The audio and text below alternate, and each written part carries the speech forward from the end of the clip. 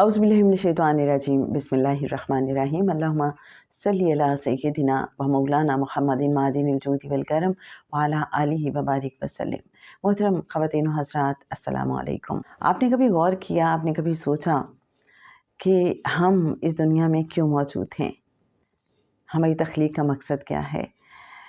कभी जब फुर्सत मिले और इंसान सोचना शुरू करे और इस कायनात की मुख्तलिफ़ चीज़ों को देखना शुरू करता है, ये बदलते हुए मौसम, ये लैलो नहार, ये दरख्तों के गिरते हुए पत्ते और फिर उन पे नए सब्ज़ पत्ते आते हैं, ये फूल जो मुरझा जाते हैं और फिर दोबारा नए फूल खिलते हैं।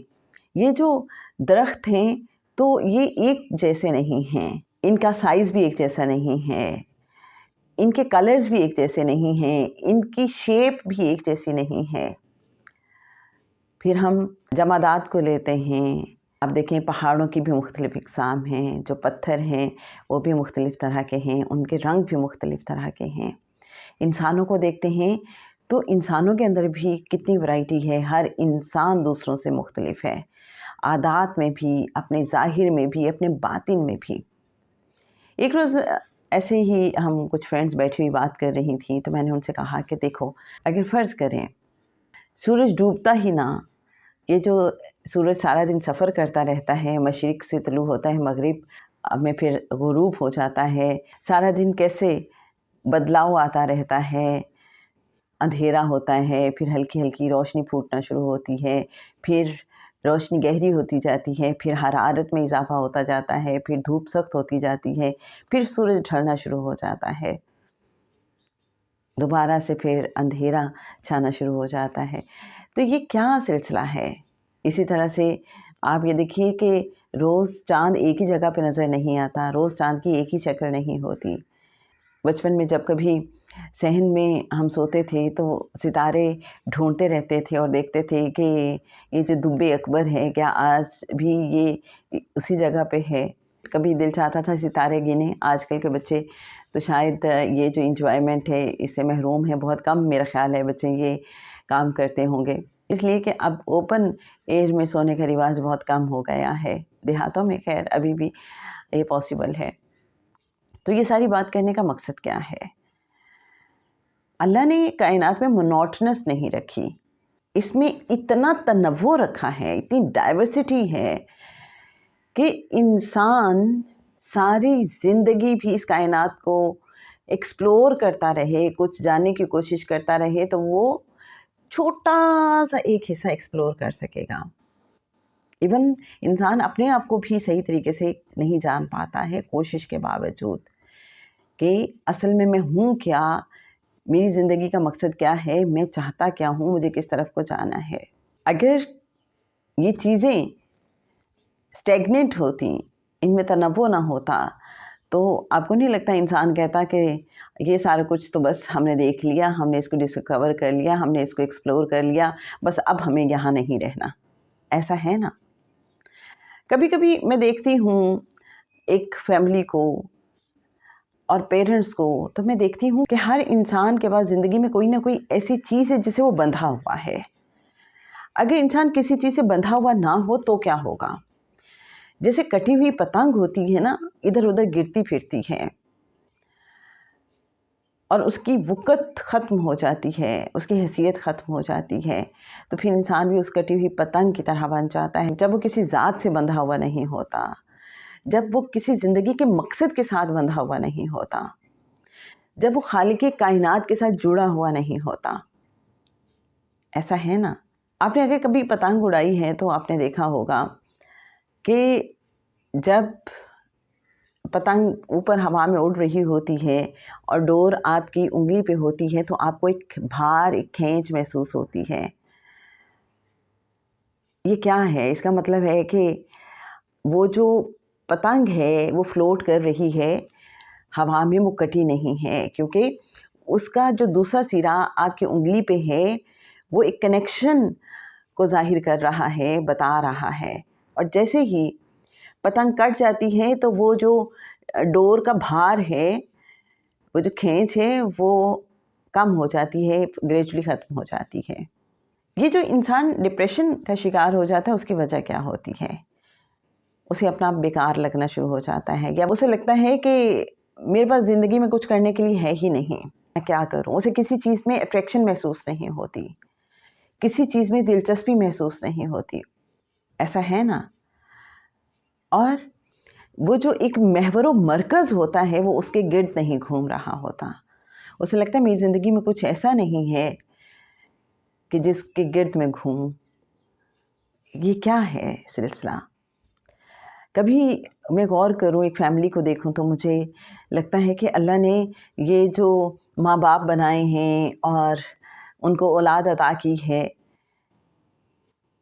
تو یہ بھی انہیں زندگی کا مقصد دے دیا کہ ان کی اچھی تربیت کریں، ان کو کیئر آف اللہ جینا سکھائیں، اور پھر اللہ کی رضا کے لیے ان کی ایسی تربیت کریں کہ جو انہیں اللہ کے قریب کرتے۔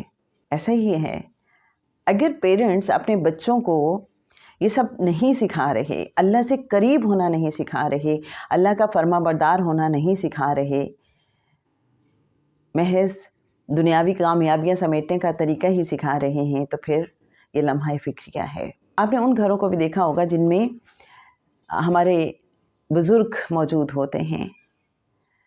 میں دیکھتی ہوں کہ اللہ کا قانون کتنا خوبصورت ہے، اور اللہ کا انداز، اللہ کا اس کائنات کو چلانے کا طریقہ کتنا پیارا ہے۔ کیسے؟ وہ یوں کہ جو ہمارے بڑے ہیں وہ جب عمر کی آخری دہائیوں تک پہنچتے ہیں، اب ان کے اپنے بچے زندگی میں مصروف ہو گئے ہیں، شادی شدہ ہو گئے ہیں، جابس پہ جانا شروع ہو گئے ہیں، اب پیرنٹس جو ساری زندگی بہت گیونگ اینڈ پہ رہے اور مصروف رہے، اب وہ فارغ رہنا شروع ہو جاتے ہیں۔ ایک ٹائم آتا ہے انہیں لگتا ہے کہ جیسے ان کے پاس کرنے کو کچھ ہے ہی نہیں، وہ بیکار ہو گئے ہیں۔ لیکن جو ان کے پوتے پوتیاں ہوتے ہیں، جو ان کے نواسے نواسیاں ہوتے ہیں، ان کی کیوں ان کے ساتھ اٹیچمنٹ بہت زیادہ ہو جاتی ہے، بے لوث محبتیں۔ اب بڑوں کے پاس تو ٹائم نہیں رہتا، لیکن یہ جو چھوٹے چھوٹے بچے ہیں، یہ ہمارے بزرگوں کی دنیا خوبصورت بنانے لگتے ہیں، اور جن گھروں میں بزرگ ہوتے ہیں ان گھروں کی برکتوں کے کیا ہی کہنے، وہاں کی رونق کا بھی کیا ہی کہنا۔ اسے یوں سمجھ آتی ہے کہ دوسروں کی ہماری زندگی میں کتنی اہمیت ہے، مل جل کے رہنے کی کتنی اہمیت ہے، دوسروں کے احساسات کی فکر کرنے کی، ان کو سمجھنے کی، ان کی قدر کرنے کی کتنی زیادہ ضرورت ہے۔ میں تو جب ان چیزوں پہ غور کرتی ہوں تو مجھے بس ہر طرف اللہ کا ہی ایک نظام نظر آتا ہے کہ اللہ نے تو بندے کے لیے بڑے ہی ذریعے بنائے ہیں، بڑے ہی وسیلے بنائے ہیں کہ وہ ڈپریشن سے دور رہے۔ اب آپ یہ دیکھیے کہ قرآن پاک میں شمس اور القمر کی بات ہوئی۔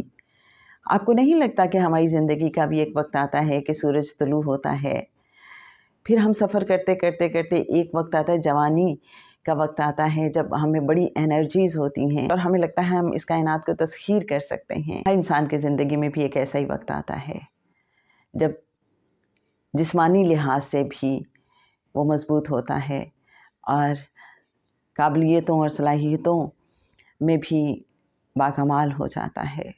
پھر آہستہ آہستہ زندگی کا یہ سورج سفر کرتے کرتے کرتے غروب کی طرف جانا شروع ہو جاتا ہے۔ اسی طرح سے چاند کو دیکھ لیں، جب مہینے کے شروع میں ہم چاند کو دیکھتے ہیں تو وہ بہت باریک سا ہوتا ہے، پھر وہ بڑا ہوتا ہوتا ہوتا 14ویں کا چاند بن جاتا ہے، اس کے بعد وہ کم ہونا شروع ہوتا ہے، پھر اماوس کی راتیں آنا شروع ہو جاتی ہیں۔ قرآن پاک میں انسان کے بارے میں بھی تو کہا گیا کہ ہم اسے نکمی عمر تک لوٹا دیتے ہیں۔ وہ جو چاند شروع میں جس شیپ میں نظر آتا تھا، آپ نے دیکھا کہ آخری راتوں میں بھی اسی طرح کا ہو جاتا ہے۔ ہمیں بھی تو یہ کہا جاتا ہے کہ بچپن اور پچپن تقریباً ایک جیسے ہوتے ہیں، ایسا ہے نا؟ ہم بزرگوں کے بارے میں کہتے ہیں کہ ان کی باتوں کو مائنڈ نہیں کرنا چاہیے کیونکہ یہ بچوں جیسے ہو جاتے ہیں۔ یہ ساری باتیں آپ سے کرنے کا مقصد کیا ہے؟ پھر لیل و نہار کی قرآن پاک میں بار بار بات کی گئی کہ لیل و نہار میں، دن اور رات میں جو اختلاف ہے، جو یہ بدلتے رہتے ہیں، یہ ہمیں کیا میسیج دے رہے ہیں؟ یہ ہمیں بتا رہے ہیں کہ ہر چیز کا ایک ظاہر ہے، ایک باطن ہے، ایک غیب ہے، ایک شہود ہے۔ اگر ہم صرف ظاہری طور پہ چیزوں کو دیکھتے رہیں گے تو ہم نے تو بہت سطحی نظر سے چیزوں کو دیکھا. جب تک مجھے کسی بھی چیز کے دوسرے رخ کا پتہ نہیں ہے، مجھے اس کے باطن کا علم نہیں ہے، تو میرے پاس تو پوری تصویر ہی نہیں ہے کہ جس کی بنیاد پہ میں اس کائنات کو سمجھ سکوں، اپنے آپ کو سمجھ سکوں، میں اپنے آپ کو دیکھوں. کیا صرف میں وہی ہوں جو میرا ظاہر ہے، یا میرا کوئی باطن بھی ہے؟ یہ جو میری سوچوں کے سلسلے ہیں، جو میرے خیالات ہیں، جو میرا لاشعور ہے، جو میرا انکانشیس اور سب کانشیس ہے، یہ سب کیا ہے؟ یہ میرا باطن ہی تو ہے. یہ کہاں سے مجھے خیالات آ رہے ہیں؟ یہ کہاں سے مجھے انسپریشن آتی ہے؟ یہ ظاہری دنیا کے علاوہ بھی کیا کوئی دنیا ہے جہاں سے یہ سلسلے جڑے ہوئے ہیں، جہاں ہم آنکھیں بند کرتے ہیں تو فوراً کہیں کنیکٹ ہو جاتے ہیں؟ ہم کسی کے بارے میں سوچتے ہیں تو فوراً اپنے آپ کو وہاں محسوس کر سکتے ہیں. تو اس کا مطلب باطن کی کوئی دنیا ہے. اور اللہ والے تو یہ بھی سمجھاتے ہیں کہ آپ کا خیال جہاں پہ ہوتا ہے آپ وہیں پہ ہوتے ہیں. پھر تھوڑا سا اور غور کر لیتے ہیں. ہمارے 24 گھنٹوں میں سے کچھ گھنٹے ایسے بھی ہیں جو ہم سو کے گزارتے ہیں. اب وہ جو میں سو کے وقت گزار رہی ہوں، وہ میں کون سی دنیا میں گزار رہی ہوں؟ یہ کون سا عالم ہے؟ بظاہر میرا وجود یہاں پہ ہوتا ہے، لیکن میں کسی اور عالم میں وقت گزارتی ہوں. عالم لطیف، عالم مثال، یا عالم کثیف اور لطیف کے درمیان کا کوئی عالم ہے یہ؟ اگر ہماری زندگی سے یہ نیند ہی رخصت ہو جائے، آپ ذرا سوچئے کہ ہمارے لیے جینا کتنا دشوار ہو جائے گا. تو باطن کے ساتھ جڑے رہ کر ہی ہماری زندگی کی یہ کہانی مکمل ہوتی ہے. ہم ظاہر کے ساتھ ساتھ جب تک باطن کی دنیا کو نہیں سمجھیں گے، ہم نہ خود کو ڈسکور کر سکتے ہیں، نہ اس کائنات کو کچھ ایکسپلور کر سکتے ہیں، ڈسکور کر سکتے ہیں، نہ سمجھ سکتے ہیں. اللہ نے تو فرما دیا کہ جا بجا نشانیاں بکھری ہوئی ہیں. اللہ بار بار تفکر اور تدبر کی دعوت دیتا ہے. ہم سمجھتے ہیں کہ اللہ نے جو قرآن پاک میں فرمایا ہے کہ میری آیات پہ غور کرو، تو اس سے مراد صرف شاید قرآن پاک ہی کی آیات ہیں. جناب بالکل قرآن پاک کی آیات بھی ہیں. آیات کا مطلب نشانیاں بھی ہیں. اس کائنات کو دیکھیں تو جا بجا یہی آیات بول بول کے بتا رہی ہیں کہ یہ کائنات کیسے کام کر رہی ہے. ہر چیز کا ایک ظاہر، ایک باطن ہے، اور پھر خالق ہے، مالک ہے، ہمارا رب. پھر انسان کا دھیان جاتا ہے، ایک موتی ہے اللہ کا نام عطا کرنے والا، اور ایک ہے کریم آقا صلی اللہ علیہ وآلہ وسلم کا مبارک لقب قاسم، بانٹنے والے، تقسیم کرنے والے. تو کیا ہیں یہ سلسلے؟ غور تو کریں، سوچیں تو صحیح کہ کائنات کی ہر چیز ہمیں کن ہستیوں سے جوڑ رہی ہے. اللہ کریم اور پنجتن پاک، یہ نظام کیسے چل رہا ہے ہم کبھی سوچیں تو صحیح. یہ ظاہر اور باطن کیا ہیں، یہ غیب اور شہود کیا ہیں، ہم غور تو کریں. اپنے من میں ڈوب کر پا جا سراغ زندگی. تو اگر میرا نہیں بنتا نہ بن، اپنا تو بن. ہمیں سوچنا ہے، ہمیں غور کرنا ہے کہ کہیں ایسا تو نہیں کہ چوپایوں کی طرح ہم بھی زندگی گزار کے چلے گئے، ہمیں اللہ سے جڑنا ہی نہ آیا، اللہ کی معرفت ہی ہم حاصل نہ کر سکے. اگر ہم نے اللہ کا عرفان حاصل نہ کیا، اگر ہمیں اللہ سے جڑنا نہ آیا، اگر ہر چیز کو کیئر آف اللہ ہمیں دیکھنا نہ آیا، تو آپ کو نہیں لگتا کہ یہ زندگی بیکار ہو گئی؟ جس نے اپنے آپ کو پہچانا، اس نے رب کو پہچان لیا.